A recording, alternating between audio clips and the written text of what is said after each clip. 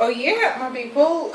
What's up, my people, and welcome to my news channel, The Last News Africa. This is where we pull out from the shelf some of the most amazing, controversial, unbelievable, and saddest news of all time.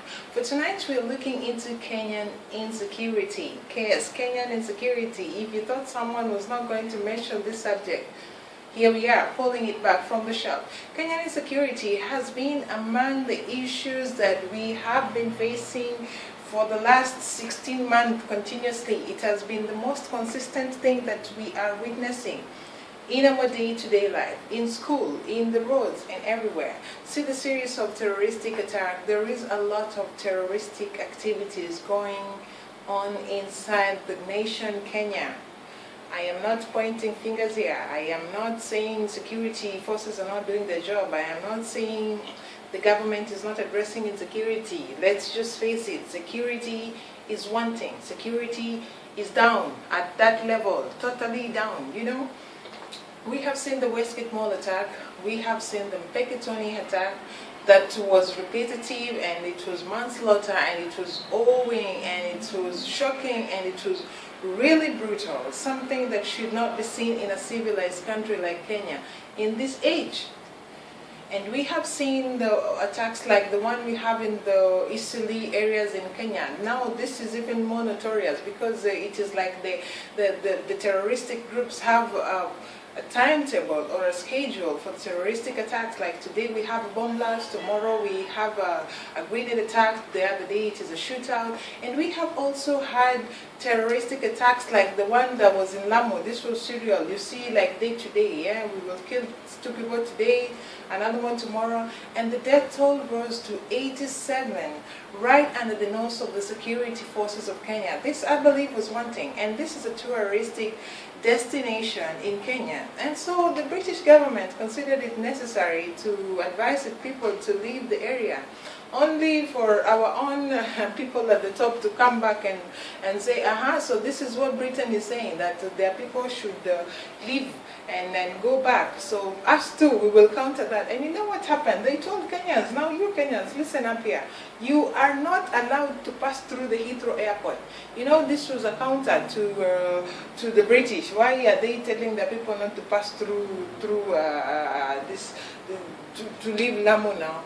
I don't know anything about that. And also, we had this attack in Kisumu. We had this attack everywhere. If I like to talk about attacks, I will run out of fingers and toes and hair, counting the number of attacks that we've had. And sometimes the funny part is that we find that Al-Shabaab, the most notorious terroristic group, being absolved of the responsibility of the attacks.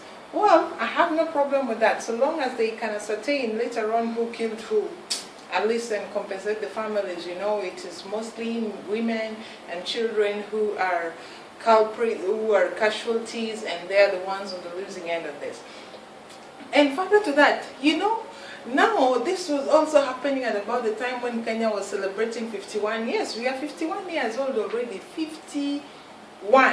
And now the president showed up in a presidential, in a security statement. I'm telling you, the way that guy walked into that stadium, already it was a security statement. So you do not say Kenya is insecure. What do you mean? Kenya is very, very secure, especially with that car that the president was having. You know, we had him ditch the customary ceremonial Land Rover for one, you know, one wall-like Land Cruiser like that. It was armored, by the way, with specialists inside, and it had glasses all over. It was looking like a cage, you know. It was like there's a lion inside that would come out and eat all the people in the stadium. But that is not my concern. No. My concern is what he said after already presenting a security statement. Now he came out of that security statement and you know, injected another security statement in the people. And this is what he said, that they will be putting CCTV cameras all over the place.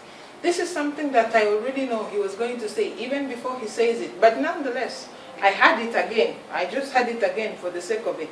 But you know, we already know that they will say, and they also know that they will continue to say that they will install CCTV cameras, and we know that this is not something that is that is very achievable, especially with the impunity that we know of. So we are still just crossing fingers, hoping that its CCTV will be installed in all the major cities as it was promised. But between now and the time that they will be installed, I will continue to feature that part of CCTV in this show, because still the CCTV issue is going to remain on the shelf, and anytime I find it on the shelf, maybe I might just pull it up in the show. And also they say that they will put an operationalized broadband connectivity at all border points. Whatever this one means, it should just work. I mean, whatever operationalized broadband connectivity is, it should work for Kenyans, and it should be a step towards curbing insecurity in Kenya. And also they will be introducing something that is called a digital registrar. This is something that is supposed to capture all the data of all the persons over the age of 12. So, you know, at the age of 12, you have all the credential that passes for what us adults have. And, you know, if I am 12 at that time,